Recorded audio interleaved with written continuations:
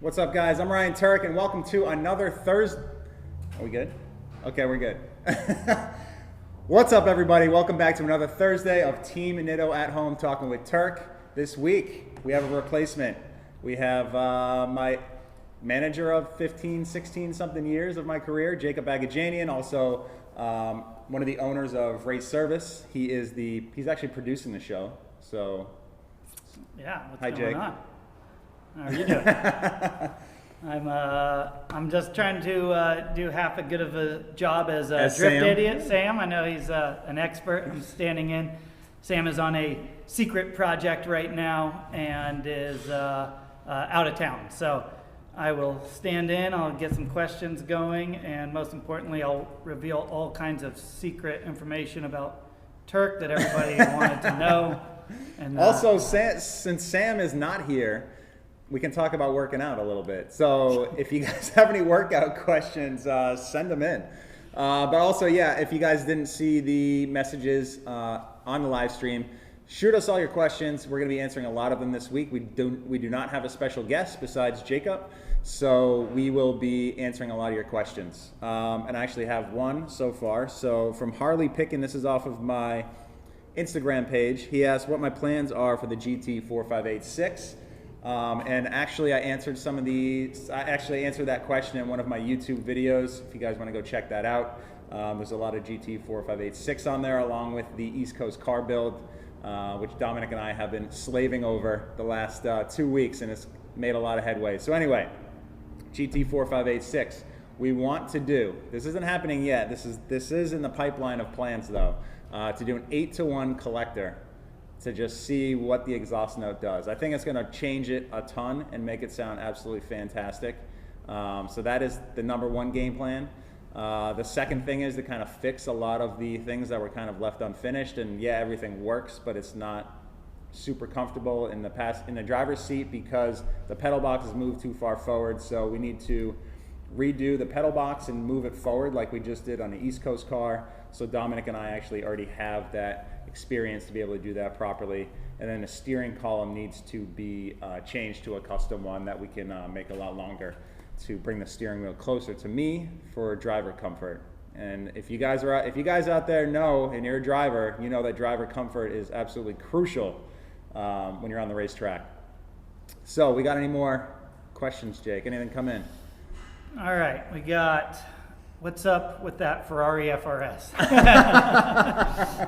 Hey, I just answered that. Yeah, Let's double down. More people still interested in the 4586, which you just updated, and then followed that up with, are you excited to go back to grid life? Which I think we all are. We're all excited to get back to any events, but Yeah. that's a very special one. So I'm excited to get back to all of it. Grid life being at the top of the list because that's just one of the events that we can all let it all hang out and just go there and have a good time, and no pressure for performance and competition. So yes, but I also miss competition a lot. So I'm really looking forward to getting behind the wheel of the new Corolla hatchback I'll be driving from Papadakis this year. So I'm looking just all of it, man. Just go out there and burn some tires. I'm gonna have an absolute blast. Doesn't matter what we're doing, where we're at or what we're doing. If I'm burning tires, it's gonna feel a lot like the season has started.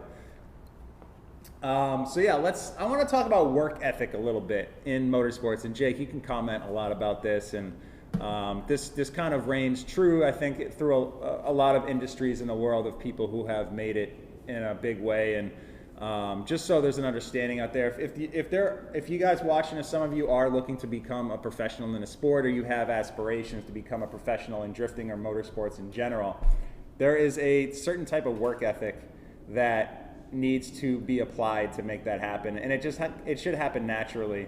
And you basically have no life other than eat, sleep, breathe, and think and dream about exactly what you want to do.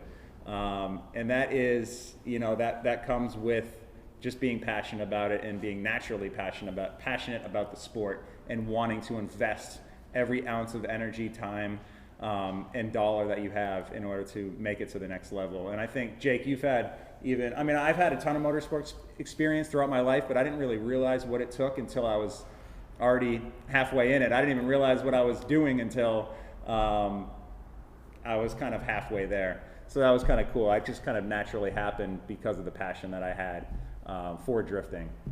But Jake, you grew up at Ascot Raceway. Your parents and your family have one of the most legendary racetracks in Southern California and part of the West Coast. Yeah, I grew up in motorsports, basically grew up at a dirt track outside of LA until I was about 10, then, kept following that career, worked on NASCAR teams, pit crews, went to school for sports business, got out, started working with NASCAR drivers as kind of a junior manager, did that for a couple of years, and then that's when I met Tuerck and the rest of the Drift Alliance guys, started managing them and kind of taking a new approach to motorsports, marketing. And one of our biggest questions that you get all the time, it might even be in this chat right now, but how do you get sponsors? And right. the that answer comes with the work. I mean, this is all in unison. I mean, everything falls under the umbrella of work ethic for sure.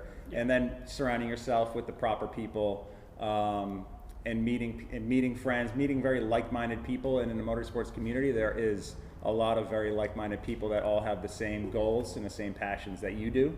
And it's very cool to ingrain yourself in that, going to the events and meeting all these people that share the same passion that you do. And some people are hobbyists, some people like to compete for fun, and then some people are just looking to go all in and become, take it as far as possible. Yeah, with the sponsorship question, I think that it completely ties to work ethic, because you build these relationships with partners over years, and it's a lot of work to even get that first conversation. Then it's a lot of work to get that first minor associate sponsorship, and then a lot of work to grow that. So, you're absolutely right, and every single person that I've seen really be successful in motorsports has that. And if we want to just break this down to even just the drift scene right now, the guys with the biggest programs and the largest profile sponsors, they work the hardest. There's no doubt about it. There's not somebody that works harder than the guys at the top. I know you're every single one of them, and it could be Steph Papadakis or it could be Von Gittin Jr., but Chris Forsberg's another good example. People think that it comes easy because they have a big rig, but the journey to get to that right. big rig has been grueling. The start of getting that big rig was probably 8 years in the making, and sometimes you land these sponsors that you've been working on for 3 or 4 years before somebody finally turns around and says, hey, that's a great idea. We need to spend some money on this program. So it's just one of those things, and nothing comes easy in motorsports. Motorsports is definitely one of the hardest businesses you can possibly be in, as far as maintaining a program and working through these sponsorships. And sometimes sponsorships go away and you have to figure out what the next step is. So kind of fulfilling the gaps between, and you have your good years, you have your bad years, both performance-wise and budget-wise, but being able to maintain a professional program is that's all I know, really. So for me, it's been such a journey like this, up and down. It's so wild, but I wouldn't change it for the world, because this is what I love to do, and the work ethic hasn't changed. It's always been there, and I'm always looking to do the next thing that I'm passionate about, to complement the program that I currently have and kind of add to it. And that's kind of where Jacob, myself, and another race service partner, Andy Laputka, started Tuerck. That's kind of where it all started, essentially. It's like wanting to branch out and wanting to start doing all these videos, to show the lifestyle side and show the fun side of what we like to do off camera, essentially, like what we would do at Club Loose at one of the bash events. Yeah, that was the early days of branded content, of lifestyle motorsports content, all of that, and I think that we did something that was pretty pioneering at the time, which seems super common now because there's a million YouTubers and they're all doing great stuff and growing. But doing these like automotive antics back then was pretty groundbreaking. I think it led to a lot of what people are enjoying now. If it's different brands that have launched because of the attitude that you guys had, from Drift Alliance into Tuerck into Club Loose into Blood Masters, all of that stuff kind of led to sort of what that scene is now. And yeah, that was a whole new way. Like we just talked about work ethic and sponsorship on motorsports programs. Maybe not everybody out there is ready to build a full motorsports program, and you want to be a YouTuber, you want to be a TJ Hunt, an Adam LZ, a Colette Davis, whoever it is who's kind of killing it right now as vloggers. That takes a lot of work ethic too. Those people are shooting, editing, shooting, Absolutely. building, editing every single day. So we also appreciate the work ethic behind the people that are building big YouTube channels. So that might be your desire right now, and it's not a motorsports path. It requires the same amount of work ethic to go into it. Absolutely, and I can definitely attest as being a newbie vlogger to starting a channel, how much work and how calculated those guys are that are successful with their YouTube channels. There a lot of work goes into that, along with the motorsports sponsorship program side as well. So they definitely those definitely can work hand in hand, and the work ethic is the same. You got to eat, sleep, and breathe, and be passionate about it. And those guys all do a phenomenal job. Jake, we got any questions? Some good questions are popping up. So Okay. there's going to be a two-part from David Zong. Two good questions. First part is, if you could build any Toyota engine, what would it be? And then second part, if you could drive somebody else's drift build that you haven't done so yet, whose car would it be? Dang. Two good questions. All right, if I could build any Toyota engine, what would it be? It would definitely, I don't know, I wouldn't have the know-how, but if I could just work with a team to be involved in the rebuild of like a Formula One engine, that would be absolutely mind-boggling to me. Just seeing how precise and how precision everything is, and the vendors that they have to use, and the special coatings that they use to rev those older engines to 20,000 RPM, and to see what kind of balance process and why the cranks are so crazy, and just the little details the millions of little details that make those engines absolutely run at their maximum, being 3-liter V10s that make over, upwards of 1,000 horsepower. That is the craziest thing in the world. To me, anyways, in my opinion. Now, the car that I would like to drive the most, that is not mine, a competitor's. I don't know. Yeah. I'm trying to run through. I mean, do you run throw through in in my head right now? Are Ken Block's cars included in that? Would those be drift builds? They're all-wheel drive, so I kind of question that. Let's break it down a little bit. So for a Toyota vehicle specifically, obviously I want to get behind the wheel of Osbo and Papadakis Racing's new Toyota Supra, because that thing's brand new. The chassis seems really good. All the components on it are going to make it a championship contender for sure. So I definitely would love to get behind the wheel of that thing and spin it around for a couple laps. So Steph and Osbo, if you guys are watching, let me know. I might see you at the track next week or something. Outside of Toyota, I really would love to drive Matt Field's Corvette. I think that thing looks really good on track. The double A-arm suspension, like just the way that those things are set up, are really, really proper. And the angle, the front and rear steering kit that he has, suspension kit on that thing, work really well. So I think it would be, and then the amount of power that they get out of the V8. I haven't driven a V8 in a long time. Well, sorry, besides a Ferrari car, but that almost doesn't count because it's a flat plane crank and only makes power up top. So it doesn't have the natural American torque that most V8s have. The Italian torque is not, Italian and torque don't really work.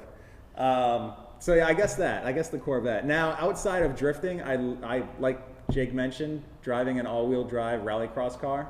I think that would be insane. I got a ride in Ken Block's stage rally car once, and I got a ride in his rallycross car. Both are different. And you drove the Escort. And I drove the Escort. That thing was super sick. That was rear-wheel drive. But that was just rear-wheel drive and had a really cool 4-cylinder engine that revved to the moon and a nice sequential trans. So that was a blast to drive. That thing was super sick and very light as well. But the all-wheel drive, the amount of acceleration that you have off the start line with the way that they have the start procedure, the launch control, those things are absolutely insane and feel crazy fast. So yes, I would love to drive all-wheel drive and to do some drifting with all-wheel drive, because I've never really experienced that other than in the snow in like a 4x4 pickup truck. Cool. All right, well, that's a pretty good question. I mean, it's hard because you want to drive everybody else's car and kind of know what's more or less, yeah, yes. what's going on out there. But that was good. So, okay, William Ryder, he has a good one. And he said, if you rode moto, which you do, how would you think it helped you drift? Yeah, so I actually grew up racing motocross. My family and I have a twin brother named Justin and a younger brother, Evan. My dad and my mom, and we raced motocross from when we were 9 to 19. We started on a Honda Z50 and then eventually graduated to the 80 as we were already like 10 years old, and then on to the 125s and 250s. So we raced in the two-stroke days, and we did Loretta Lynn's, we did area qualifiers, we did the Northeast Classic around New York, we did NESC in NEMA in New England, and we ended as pros. We also raced the entire Canadian Nationals, the CMRC series up in Canada. We raced the 250s on the West Coast and then the 125 series on the East Coast on Hondas back then. And then we did the Nationals, the U.S. Nationals in 2001 and 2002. Not a ton of them. I only qualified for 3 at Red Bud, Budds Creek. I qualified at Budds Creek and Unadilla, and I missed Red Bud by 1 spot back then, which was a super bummer because that was my favorite track on the planet. Anyways, I think that motocross helps you develop skills or a skill set of being in a competition environment. There's nothing like racing on a motorcycle. You have no seatbelt. The only safety you have is your hands on the handlebars and your feet on the pegs and a helmet on your head. And it's all up to the rider to not crash or not get hurt or any of that. So the risk factor is very high, and then you're bumping and grinding elbows trying to make passes. Like the racing is absolutely insane. It's one of the most intense I think there is in the world, and the sport is the most physically demanding in the world as well. So I think all those skills kind of relate over to just being in a competitive environment in general. Your hand-eye coordination, your speed. So I haven't ridden in about a year, unfortunately.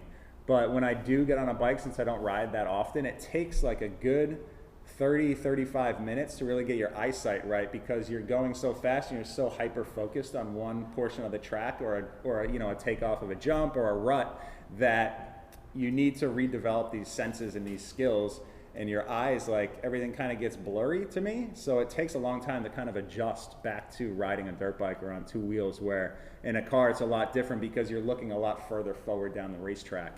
So as far as the cross between, I think from coming from motocross helped me develop skills in huge ways for getting into 4-wheel cars and other things, like just understanding what the environment is at a racetrack. What about throttle control, clutch control, 100%. stuff Yeah, like that? just, it's a lot different the way you drive a car to the way you ride a motorcycle, but the fundamentals are there. All of it is.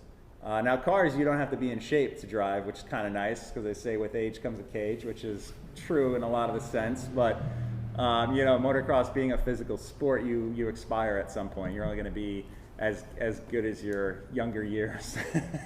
You'll be past your prime, and you're probably early 30s or maybe late 20s.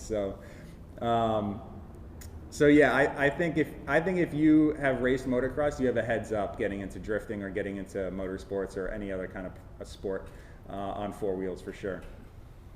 Cool. We're going to switch to your YouTube, pull a couple questions from your YouTube page, which the chat is going off. That is true, Michael Simbucci, who says that it's going off. But this is a good one because I kind of actually forget. But why did you switch from number 62 to 411? So it's pretty dumb. FD just wouldn't let us do triple 3-digit numbers at the time, and 62 was actually the first. It was actually the second number that I raced with in motocross. I think I raced with like 33 or 32, but that didn't matter because it was like our first race. We didn't even have backgrounds on our plastics looking like squids out there. So I say 62 was my actual first race number.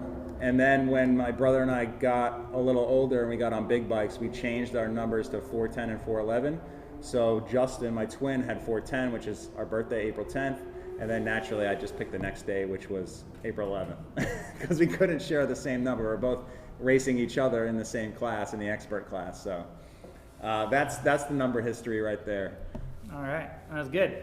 All right, so we have Brian Chantler. This is a good question because it reminds me of the good old days. But when are you and the Drift Alliance going to do Stay Hungry 2? That would be unbelievable. I don't know when or how that could happen. You know, some of us share some sponsors together, but like Vaughn and I sharing Nitto together, which is a huge help in being able to work together. Outside of that, we're all on different manufacturers.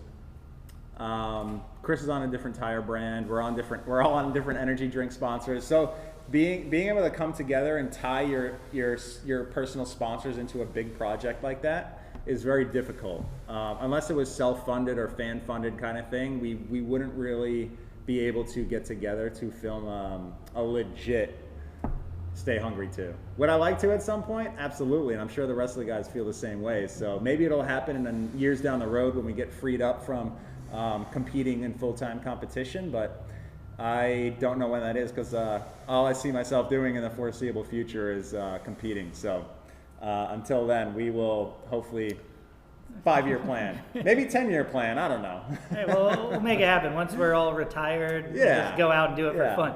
Everyone will be millionaires. No one will care at that point. Yeah, that's true. All right, so TJ Bordeaux, building a career in motorsports fabrication. Any tips on standing out as someone who has a fabricator as great as Dom? It's a good question. It's a great question, and I think if you have the skill set, then you're naturally going to be selected by people. We all have the platforms these days to market our work and our skill set. So I would say you need, along with your work ethic and cranking out really good fabrication work, alongside that you need to market yourself. So you need to obviously have an Instagram page, have a Facebook page, and you should be posting maybe some how-tos on YouTube and start a channel. And this adds such another massive amount of work to what you're already doing. And I know that fabrication is very extensive. It takes a lot of time to do it right. Some people can do it more quickly than others, but it just takes a lot of time in general. So I'd say that's your outlet is maybe just doing some work for some people, picking up some local drivers that you like, that maybe you're already friends with them, maybe you're not, but maybe you see this person out here just is out there killing it, and you want to say, hey man, I can see I could help you out, I could do some work on your car for you as a sponsorship kind of thing, and that might be your start to kind of getting involved in the motorsport community if you're on the outside right now. All right.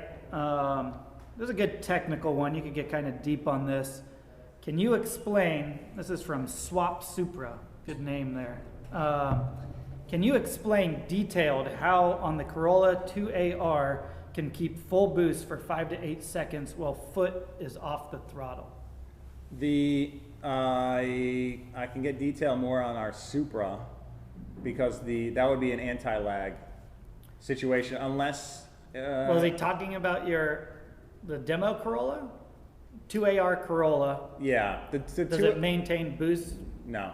Oh, well. No. It's called it's an anti-lag system, and I believe the Corolla and the demo Corolla and the Pro Corolla both run a Infinity AEM ECU. I believe that they have a map for ALS, but Steph doesn't have those things tuned for that. So as far as them maintaining a 5 pounds of boost pressure or however many boost pressure for 5 seconds is, I don't think, true.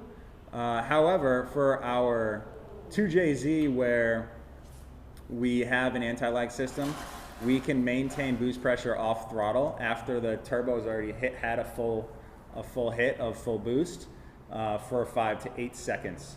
And that is, an anti-lag system works. We have ours, is called a fresh air bypass anti-lag system, where we have a valve that sends all of the surge pressure from the turbo, where you would sometimes shoot that out with a blow-off valve. So all of that air that surges gets pushed directly into the manifold and into the turbine housing, and that makes a bigger oxygen environment for you to retard the timing, open up the injectors, and send raw fuel into the exhaust system to ignite in the manifold rather than in the cylinder. So that causes the turbo to spin because you're having your combustion happen in the exhaust manifold, and that will keep the turbo lit. So for us, we can keep the turbo lit at 32 PSI off throttle for 5 to 8 seconds, which is pretty insane. And we do that with John Reed Racing, our tuner, and Motec M150 ECU. All I right. hope that explains it. Have him just write back if it doesn't, or if he has some other information that I haven't heard about the 2AR, that'd be sweet before I go test it. Yeah, swap Supra. Yeah, answer that in the questions if you want. All right, I get called out for skipping a couple questions. Oh! But this is from Papa T. It makes sense, but sponsorship alliance, manufacturer alliance, that's what kind of runs the biz now. But would you ever build a GTR drift car as your competition car? And he thinks it would suit you because of its aggressiveness. I agree on the aggressiveness, and I do like that chassis a lot. I obviously have always wanted to own one since I watched the first Fast and Furious, also one of my favorite movies of all time, especially now. It's such a timeless movie. It's incredible. But yeah, I think it would be great. Nobody, besides Japan, I haven't really seen anybody come out with a really solid setup car. So I think there's a lot of room to make those cars super legit for pro competition. But I am a Toyota athlete, and Toyota makes a ton of awesome drift cars that I love to build. So for the foreseeable future, I'll be doing that. Makes sense. This is an easy one. What's your favorite East Coast meal? Favorite East Coast meal is obviously clam chowder and some lobster from Maine. Guy, come on, kid. Yeah, I think, somebody else was commenting something about lobster bisque. So lobster bisque. I'm down for that. Lobster bisque is all right. I actually don't even like lobster that much. I'd rather have king crab legs. What about shameless restaurant car? Well, my mom's restaurant? Yeah. My mom I think she has chowder sometimes. Yeah. I like the Italian wedding suit my mom has at her restaurant in Londonderry. If you guys are in southern New Hampshire, hit up my mom's restaurant, Janie's Uncommon Cafe. She's doing takeout every single day. It is absolutely phenomenal food. It's clean, it's healthy, it tastes delicious, and my mom is a super nice lady, so go say hello. Yeah, I'm a big fan of Janie's Uncommon Cafe. It's the best breakfast place in probably all of New Hampshire, really. I would have to agree with you. All of New Hampshire, Londonderry, New Hampshire has the spot at Janie's Uncommon Cafe. My mom's name is Janie, if you guys didn't put that together. Yeah. So, got a couple, I'll just throw in some questions so people can get deep. Okay. It's been, a different start of the season than usual, but you really have taken this time to focus on your fleet of cars. You are spending a ton of energy in the garage working. Are you enjoying it now? Is it giving you, what's your feeling of how much time? Because, a lot of people don't know, but, you also hate working on cars. Yeah, so, I enjoy working on cars in very specific situations and environments. I absolutely hate doing the normal everyday maintenance that it takes to keep a race car going, because it's just a necessity. It has to get done. And when I was younger, I hated working on my cars, and I was an idiot. I was such a freaking idiot, and I've learned a lot over the years about myself and what it means and what it takes to actually have a professional vehicle, like a car that doesn't break down at the track. And I would always cut corners. I would always rush the job. I would maybe leave something halfway stripped out. And of course, where's it going to fail? It's going to fail on the racetrack when you're at an event, and then you're either packing up and going home and missing half the event, or it lasts and you have to fix it, and then it takes you 3 times as long to fix the thing because you rushed the job. So for me, I was my own worst enemy, and I hated working on cars because I created my own environment of being a terrible mechanic and rushing because I didn't like it. So over the years, and especially now, I take my time. I come into the project knowing like, all right, it's probably going to take half a day, or maybe I'm going to be working till midnight, like whatever. And I just come into it with an open mindset and try my best to enjoy the process. I kind of have to build myself up a little bit to be excited about doing some normal maintenance on these cars and just thinking about the next time I can get on track with it, knowing that it is 100% ready to rock and I shouldn't have any issues at the track. So that's kind of what keeps me going. But really, the biggest thing that I enjoy now about cars is building them, especially along Dominic from Dominant Engineering. He has been such a big part of my build projects. Unfortunately, he wasn't a part of the GT4586, and that was just because of just how that build came about and wanting to utilize people on the West Coast. But Dom has come out here and stayed with me, and we're currently jamming on an East Coast car, if you guys haven't seen that. And I'm really starting to enjoy that process. Maybe because Dominic has to do all the heavy lifting, and I haven't had to do that much. But I'm trying to learn from him at the same time so that I can apply a lot of those skills to when he's not around, because he can't just be here forever. He has his own business that he has to get back to, and he can only spend so much time out here. So I'm starting to enjoy these specific projects and these ground up projects, being able to build a car from scratch more and more as I get older. Maybe it's because of my old age. Well, also, you're kind of capturing content around these cars differently. Yeah. Back when we used to do Drift Garage, which was a pretty fun thing, but it was a 1 week, hell week, that we would build everything crammed into 1 week. We'd work till 4 in the morning. We were freezing in the shop. It was brutal. Yeah, we did a lot of those Drift Garage, or all of the Drift Garages at MA Motorsports in the wintertime. And the heat wasn't on, so it's, dead of winter. It was sometimes, 20 degrees inside. And also we're working from 6 a.m. to 12 at night, and then drove 45 minutes home to stay at Forsberg's, and then you guys are all ingesting footage and literally sleeping maybe 2 hours a night, and we did that for a full 8 to 10 days to film that entire series. So those are like the grueling, all out, I hate working on cars situations for sure. And the other thing is just having to be on a deadline. Like building race cars, being on a deadline absolutely sucks. It is the worst environment, and just knowing it, there's deadlines for everything. There's a SEMA deadline if you're building a SEMA car, and it always comes down to the last second. There's the pro car build, the refresh of the pro car.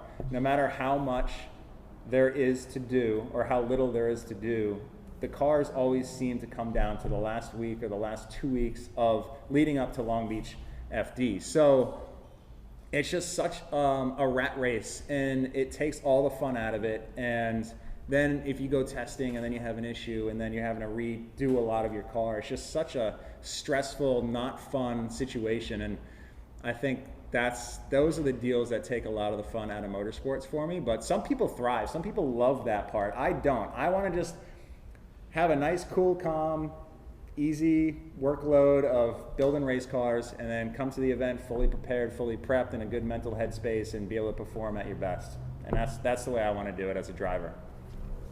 Yeah, I mean, I think everybody kind of has their own form of self-torture, and some people some people like that with builds, but you've always been on the side of wanting to show up prepared mentally and drive, less about but you used to do it all the time, so I know. I never got away from it. It's just the way it was, and the way I dealt with it a lot differently than other people deal with it. So I don't know. I don't always seem to work out, but yeah.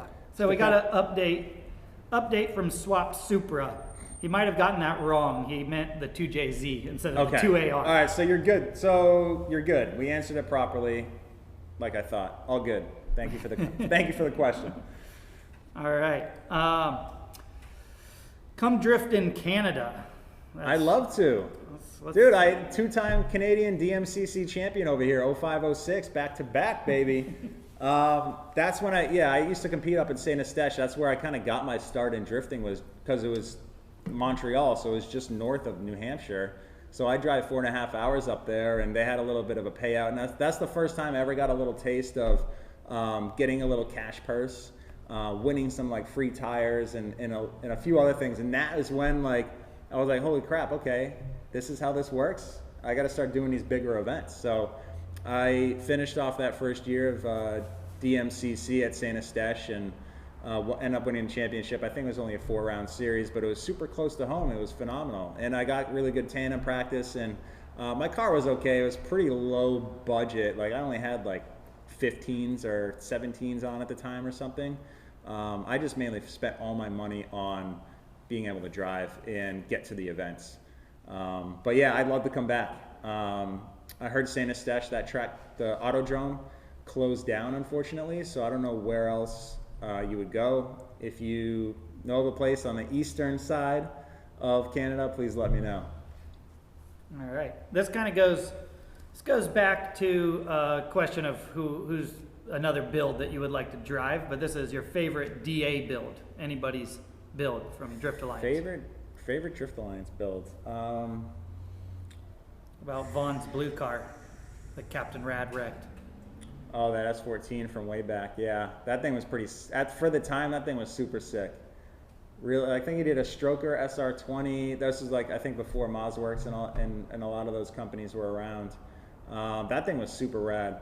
I think, oh man, well, Brian Wilkerson from MA was part of Drift Alliance, so technically he wasn't one of the main 4, the main 5 or whatever, but he was on the team. And he had this super crazy S13 with a SR20 with the VE head that was revving to like over 9,000. And I always thought that was the craziest thing I've ever seen. This is way back in maybe 2007, 2008. And I always wanted to drive that thing. I never got the chance, but that thing was super rad. I always thought that was one of the most killer S13s I've ever seen. All right, well, we're running over time, but it's good. We had a bunch of good questions. Let's wrap it up with you just kind of giving us an update. You put on your Instagram that you have a new Supra. It's over there. You did a little tuning on it. What's going on with it? What's up with this Supra? Yeah, so we got the new GR Supra. It is a 2020 launch edition. So thank you to Toyota. And it's going to be a build project. We're going to do some basic stuff. We're going to take it to the dyno soon. We're going to do some initial tuning with its stock. Then we're going to add some parts. We're going to obviously put some BC coils on it, some rotoform wheels, some Nitto tires, an exhaust system, maybe some VP Racing race gas, go get it tuned, take it to the track, have some fun, and just take it from there. I want to enjoy this car. I've only driven it on the street a little bit. I took it up to Angela's Crest, and the thing is just so fun to drive. So I want to put some miles on it on the street and have some fun with it. So that's the plan for right now. So we got a lot going on with the East Coast car though. This thing is, Dominic has been cranking through fab. I have like 5 or 6 episodes in the bank that are gonna be coming out on my YouTube channel. So if you guys are interested in seeing Dom do some absolutely phenomenal fab work, I try to film it so I show you guys the whole process of start to finish. Because it's a big learning thing for me, and that's kind of what I like to watch and like to film. So it's going to be kind of like a documentary Bible for me, so that when Dom's not around and I have all this machine shop equipment here at Race Service, I can go back and watch how he did something and then apply that to my skills, maybe with him on the phone as well. But anyway, check it out if you haven't. Thank you guys for tuning in this week. We will see you again next week. Thank you guys for all the questions. I hope I gave you some solid answers, and we will see you next Thursday for Team Nitto at home talking with Tuerck. Peace out, guys.